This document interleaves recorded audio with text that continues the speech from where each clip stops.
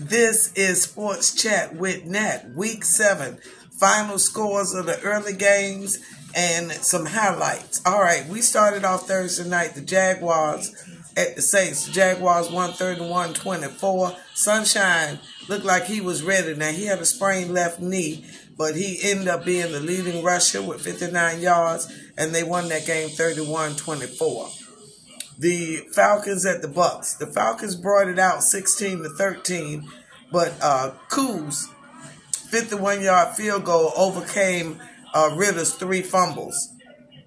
Listen, and on tight end day, Kyle Pitts had a 39-yard completion that led to the winning field goal. Final score, Browns 39, Colts 38. Now listen, Minshew gave them a run for their money, but that fumble right at the end of the game cost them.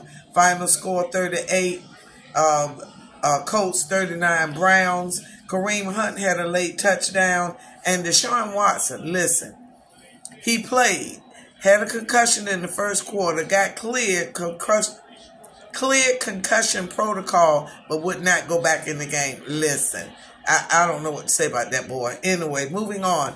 The Bills at the Patriots. Now, those Bills got shocked by the Patriots, and they lost 25-29, making Bill Belichick the third winningest coach with 300 wins, 300 games. The field goal score was the only score that the Bills had in the first half. All right, moving right along. The Commanders at the New York Giants. The Giants look like the Giants were supposed to look last year. I don't know, but anyway, they won 14-7. And the blocked field goal just took the wind out of the Commanders. Once the Giants got that blocked field goal, the Commanders had no more life in them. Tyrod Taylor, he had 2 second quarter touchdowns. He's looking really good, and the defense had 6 sacks. Moving right along, those Lions look like Cubs. They did not show up today in Baltimore. I don't know if they scared them when they got off the plane, but they scored 6 points. And the Ravens scored 4 touchdowns on their first 4 possessions. All right, the final score, Detroit 6, the Ravens 38. Listen, that's all I'm going to say. And they had 3 3-and-outs to start the game, the Lions. They look a hot mess. Anyway, the Raiders at the Bears, the battle of the backup quarterbacks. Baguette had 21-29 and 1 touchdown. And Brian Hoyer, who I thought was 40 years old, is 38. 17-32 for 129 and 2 interceptions. Final score, Raiders 12, Bears 30. Cardinals at the Chiefs. The Cardinals at the Seahawks. Final score, Cardinals 10, Seahawks 20. Geno was 18-24 for 219 yards, 2 touchdowns, 1 interception. Dobbs, 19-33, 146, no interceptions. No DK Metcalf for Seahawks, no problem. Jackson Smith, Najee and Jake Bobo. They had 2. They took over. They took 2 of them to take up for DK Metcalf.